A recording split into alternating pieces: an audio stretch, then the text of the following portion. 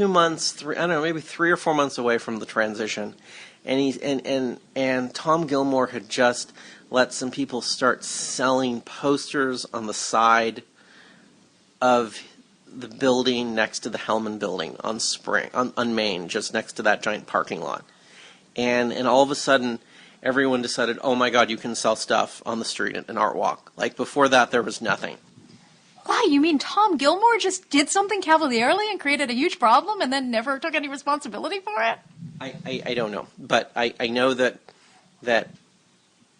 1 month there was nothing, and then all of a sudden there were these people in front of the Hellman building selling, and the next month there were like 3,000 street vendors, and this became a real issue, and this was something that was going to have to be dealt with when a nonprofit was formed, and there were blah, blah, blah.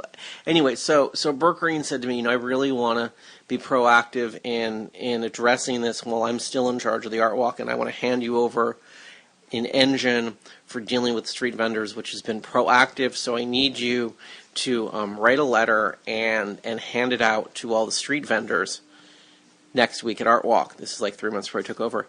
And this will be our way of just letting them know that we're really trying to formulate a policy and we really want everyone to be on the same page. And it'll be great outreach for you, because if you're going to really run the Art Walk, this is gigging down there with the street vendors. This is going to be a big part of your job. I'm like, great, you want me to write a letter? Yeah, send me a draft. We'll talk about it. So I type up this 3-paragraph letter, which is really short, saying that, we're aware of their vending and we really want some solutions, and this is the number. We got a Google Voice number for Art Walk and got an email already. And it's like, call this number, email this, and we'll keep you in the loop. You were such a sucker. So and I sent it to Bert. It's like, oh, this is great. You should print this out and you should hand it to all the street vendors on Art Walk. I'm like, okay, I'll get there early and I'll do it. This is great. We're going to start building communities. We're going to get to a good solution. And so I walk into his gallery and I say, hey, I handed out all 200 letters. And he said, great, now I can call the city attorney and tell them they've all been warned so they can be arrested next month. And I just thought, oh my God. Wow, see, this is so great that you've just hustled me, because you're never going to do that again. Kind of. I'm reminded of when I, suddenly came as a day student into this messed up boarding school in Ojai, and the teacher, took me aside and said, you seem like a real go-getter. Will you take this petition around about getting this upper school student expelled? And I was like, I was 10 years old, oh, sure, yeah, I'll be happy to do that. Walking around with this stupid petition, getting some kid expelled. I was a sucker, too, but I was 10. Kim, it's all, we just wanted to find some common ground and make that transition so everything could just explode. Okay, so we're going to move on. Somehow we're back at Pershing Square, though. All roads lead to Pershing Square. Well, we wanted the Art Walk to be centered in Pershing Square. I thought that was a good idea because there's a metro station there. And it's not in the middle of the street. Yes, interesting piece on KCRW, DNA. Francis Anderton went down to Pershing Square to look into this new nonprofit that's seeking to create a public-private partnership to run the park. Public-private partnerships are very trendy in American parks these days because no one who has any money pays any taxes, so everyone's broke, so you can't actually have public space unless you brand it or you get someone to invest in it by taking some control of it. It's very sad. You can look at what's been happening in New York and get a really good sense of how, in many cases, these privatization efforts actually result in parks becoming completely, not completely, but to a very large and distressing extent, inaccessible to the people who've traditionally used the space and the people who need it the most, because obviously the mega wealthy always can get a space if they want to do something. That said, I think that Francis did a really good job going and talking to Sarah Hernandez from Councilman Jose Huizar's office, who is part of this initiative, Pershing Square Renew, formerly the Pershing Square Advisory Board, that's trying at this point to not re-envision Pershing Square, but re-envision Pershing Square. There's supposed to be a design competition sometime in the new year. They had a party in November where a bunch of people came down and put on masks and capered in front of a backdrop with the yellow and green color scheme, which is supposed to represent the new Pershing Square. Just a slight design thought. Yellow in a park that smells like pee, not a great color scheme. Probably want to move away from that yellow. The amazing thing that happened while Frances was talking to one of the urban theorists from Gensler was that she was... They are urban theorists, aren't they? Yeah, I mean, they just like, I don't know, they like seem to be reading on Bunker Hill posts about Pershing Square and figuring out what the park used to be like and trying to determine, how much they raised the land above the parking garage in order to put in the Lagaretta design. I don't know. I mean, they're just looking at the park, getting paid for it. Anyway, Frances is there with her, I'm sure, rather small, discreet KCRW reporter's kit, talking to the Gensler guy, and a freaking security guard comes over and asks her what she's doing and if she has permission in the oldest public space in Los Angeles. And she leaves it in the broadcast piece that she files. Thank you.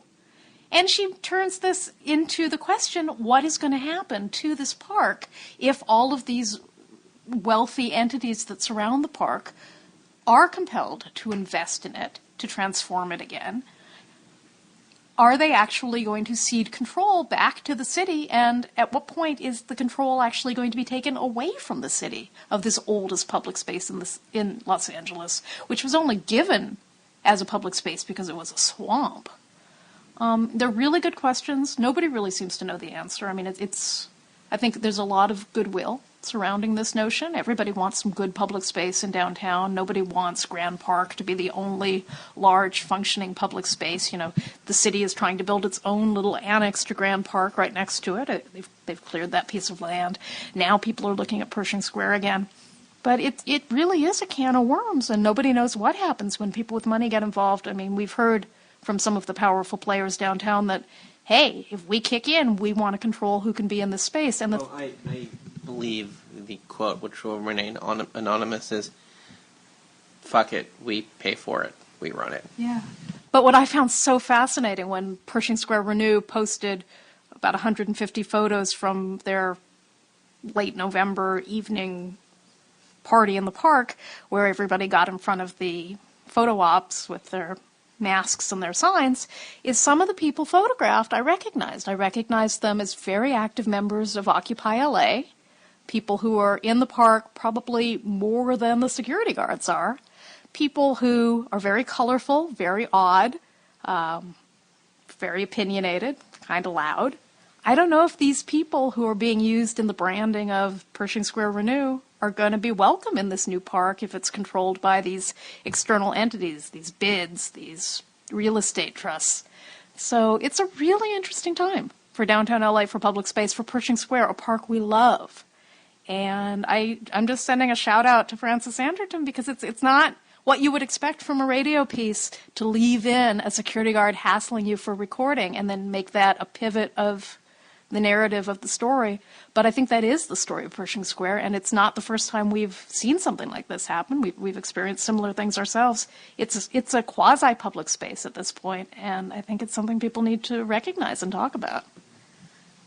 Pershing Square is just a nightmare, Kim, and we're gonna move on to upcoming events. We're gonna leave Closely Watched Trains behind and hope, as we near our 2 or 3 week hiatus from publishing, as we now are in December. We're hoping that in that 2 or 3 week hiatus, I am successful in pulling off the audio to the opening 3 minutes of Closely Watched Trains, Czechoslovakian film, and being able to lay it over as we start these segments in the new year. Okay, Kim, we have some events coming up. January 18th, Where There's Smoke, our next forensic science seminar. This is with senior Los Angeles County Sheriff's Department arson investigator Ed Nordskog. He's an utter genius. He is going to talk about 2 important arson cases he's worked on recently, which have been adjudicated, and he is just not to be missed. And then we have, Kim, you have a talk coming up January 22 at the Pasadena Library. Yeah, I've been invited to come back to that beautiful main library building where I participated in a noir panel a few months back. And this one is going to be all about my Raymond Chandler research, which has suddenly taken on a whole new facet. But I'm advertised to go and talk about the book The Kept Girl, which is about a 1929 cult fraud investigation that I fictionalized Chandler as one of the investigators thereof, and about the real-life Philip Marlowe, a character who really was active in downtown LA, who I made another figure in my novel. And we'll be talking a little bit about the process of working with contemporary digital publishing tools, digital meaning digital printing, because we did, of course, make a paperback, to make a paperback that looks quite a bit like a 1940s pulp publication.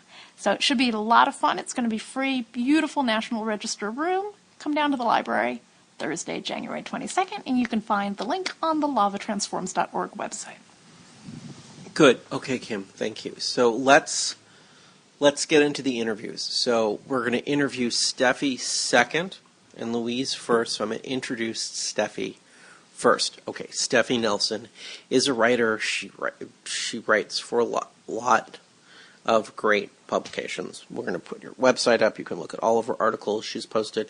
Most recently, some recent articles have been in the LA Review of Books, one on Aldous Huxley and another on Marjorie Cameron.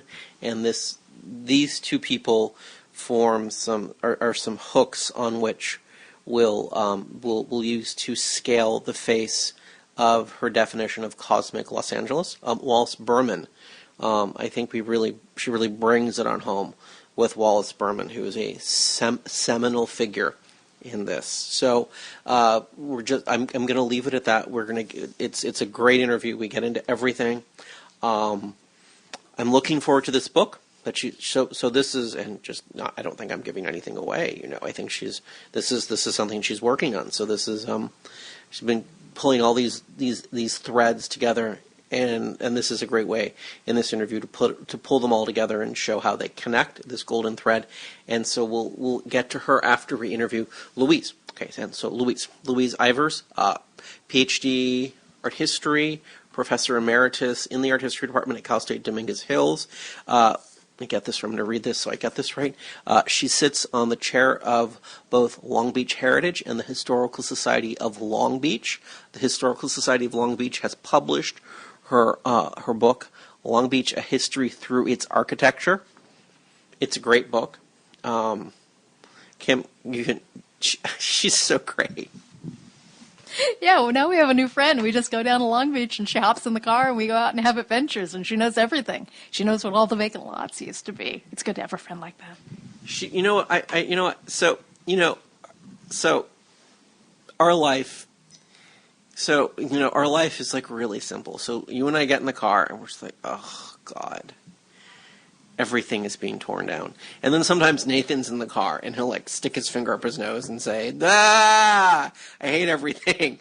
And he'll make some incredibly piercing argument. But it doesn't get any better. And then Brian Kaiser gets in the car, and it's great to have Brian in the car. But it's, we're all just like, oh, yeah, they tore that down. Yeah, they tore that down. And we're just like, oh, we need a new person in the car. And Louise is the new person in the car. And it's just so nice to get the new voice in the car that's basically says, yeah, this is awful. They're tearing everything down. I hate municipalities. This is awful. We spent 20 years trying to save that building, and they just knocked it over Sunday night in a rainstorm when no one was looking.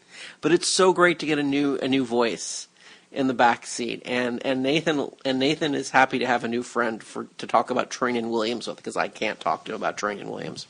And I'm going to venture to say she was happy to find, a few people who were like, yes, you're right, it's horrible, because sometimes it feels like screaming into the wilderness when all you do is go to city meetings and everyone around is just like, yeah, developers, let's give them the Civic Center and they can lease it back to us. It'll be great. Yeah, so she's our new friend, and we're really happy to have a new friend in the car that shares that agrees with us. It's refreshing to have some common ground. So this is a primer. We're just gonna get everyone to fall in love with her, and because next week we're gonna have the entire episode nothing but Louise. and how screwed up Long Beach is in terms of preservation. So yeah, just nothing. Yeah, I know, 2 interviews back to back. How screwed up Long Beach is in terms of preservation. Yeah, mid-century modern preservation. Everyone loves mid-century. Everyone's talking about it. It's totally trendy. Let's tear it down. So this is just. Did you see what IKEA's like making all their mid-century